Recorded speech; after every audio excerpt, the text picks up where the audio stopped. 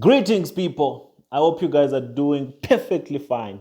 And on this episode, we continue to talk about Emanuela Shingirai Benji Chirume, the greatest conmen of our time. They are conmen and they are super intelligent and professional con artists. And Emmanuel Makandiwa happens to be the leader of the con artist industry. We are going to look at a scandal. Should I call it a scandal? Because this thing actually went legal between Emmanuel Makandiwa and Blessing Mashangwa. Most of you have seen a lot of controversies online involving these two individuals, Emmanuel and Blessing. And the initial controversy began when Blessing went back to Emmanuel Makandiwa and claimed all the money that she had contributed to UFIC. And the grounds on which she claimed those funds was based on the, sermon? It was based on the sermon, on the preaching, on the reckless utterances that were made by Emmanuel Makandiwa during a church service. You know, that guy is a way of manipulating people and try to colonize people's mindsets and try to take advantage of how people think and how people will perceive things. In that sermon, he is quoted, he said, "Before anyone joins my ministry, God would have already shown me that be careful of this person. Be careful of the money this person is going to contribute to the church. Because at one point, this person is going to come back and claim their money." So when I see those people coming, when I see such persons coming, and when I see those people making financial contributions, I don't touch their money. I take it and then I put it aside. So that when the time for them to come and claim for those monies come, I'll be able to take that money and give it back to them. So on that sermon, based on that sermon, Blessing went back to Makandiwa and said, "Papa, do you remember that sermon? And if you be a true man of God, please pay back the money. Give me back all the money that I paid in this cult, in this ministry." And this was after Blessing realized that this whole UFIC is a non-entity in the kingdom of God. It's just a cult being run for siphoning funds from gullible and very idiotic individuals and members. So she went back to Emmanuel Makandiwa and said, "Papa, the money that I paid, I want it back." And Makandiwa said, "No problem. I'll give you back your money. But I have conditions under which I will pay you back your money." So here are the conditions that Makandiwa gave. And he put all this in writing through his financial director, Pastor Wenger. They call him Elias Wenger. So this is the letter that Emmanuel Makandiwa sent to Blessing, stipulating the conditions under which you only pay back the money that Blessing contributed. And this money was amounting to about 1,000. I'm getting bad with numbers. Was amounting to $1,100,000 US. My friends, we're talking about close to 16 million rands that Blessing Mashangwa and his husband contributed to Emmanuel Makandiwa's ministry. These are people that were one of the strongest financial arms in this church who can contribute 1.1 million US. It was not contributed at once, yes, but they were paying it in tithes, seeds, and sundry, and other things, PA systems. Any time that Makandiwa calls for money in church, these are the first people that will come to the front. 100,000, 200,000, 10,000, 12,000 US, not rands. So when the time came, these people wanted to leave the ministry and focus on their lives. But Makandiwa's sermon drove them back and said, "No, man, let's go claim our money back. We need it back." Because this man said, "I'm giving everyone who needs their money back 24 hours to come and claim it, and I'll give it back to them." So they went back and they claimed for it. And when they claimed for it, the long man gave them conditions. And here are the conditions. You can see on the screen. I hope you can read. The first condition, this is the letter that was sent to Blessing Mashangwa. The first condition is that you release into the public domain all confidential information pertaining to the man of God in your possession, as you threaten in your letter to him. So in other words, he's saying that the fact that Blessing went to demand the money back, she was threatening him that if they don't pay the money, Blessing will expose all the confidential information that she has about Emmanuel Makandiwa. But I doubt she was threatening. She was just demanding her money. And the letter goes on to say, this is also to ensure that you are fully satisfied that neither the man of God nor the church owes you anything. No, are you doing either one of them a favor? And also to ensure that the wrong you feel has been done to you by the prophet has been fully repaid by such exposure as you threaten. These people are very arrogant. It is the prophet's belief that you should hold the threats for the next century. It is the prophet's belief that you could hold the threats for the next century, and in the process deprive yourself of the satisfaction that should come from releasing such information into the public domain. Do you sense the manipulation just in this first condition? Do you sense it?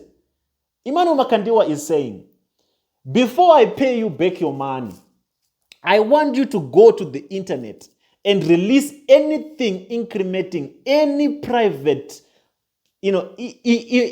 incriminating information that you have about me, so that you will be satisfied, so that you will not hold yourself hostage to some, relevant information that might give you satisfaction. Go, Blessing Mashangwa, and expose me with everything that you have on me, so that you don't keep holding all that information for the next century, threatening me. This guy is a mafia. This guy is a thug. Okay, let's look at the second condition and the third. The second condition is the church requires the tithe receipts. The church requires the tithe receipts that were issued to you in order for us to verify the amounts paid. So on the second condition, he's saying, bring all the receipts of the money that you paid so that we can verify the amounts and the figures that we are owing you. The third condition, that you are also required to sign the receipt of such refund. So when we refund you, we expect you to sign that you have been refunded. These are the conditions Emmanuel Makandiwa gave to Blessing Mashangwa. And now we look at how much of a liar Emmanuel Makandiwa is. First, she thought Blessing lost all the receipts of her tithes contribution. Like, for real, who keeps those receipts? Who can have receipts? All of you have been going to church. You have been making contributions. You have been paying for PA systems. You have been paying for chairs. You have been paying your tithes. You have been paying for everything, for other things. Do you still have those receipts? Do you? You don't. You don't have them. I don't have them. No, I've never paid no tithe, no any contributions in church. But I know you, some of you that have been well vested in church, you don't have any receipts. Unfortunately, in the case of Blessing, she has the receipts. She had the receipts. And she submitted the receipts. Where are the receipts? Let me give you proof of the receipts that she submitted to Emmanuel Makandiwa, of the tithes, of the offerings that she gave to Makandiwa. Let's start with this one. 100,000 rands. Thanksgiving that was given to Emmanuel Shingirai Chirume. And you still treat someone who gives you this amount of money the way that he treated Blessing afterwards. Another one. This was 15,000 US dollars given to Emmanuel Shingirai Chirume. 10,000 US dollars, which was contributed towards buying the PA system that Makandiwa is using now to insult the same person that contributed to the purchase of that PA system. Men should not be this ruthless, man. Men should not be this heartless.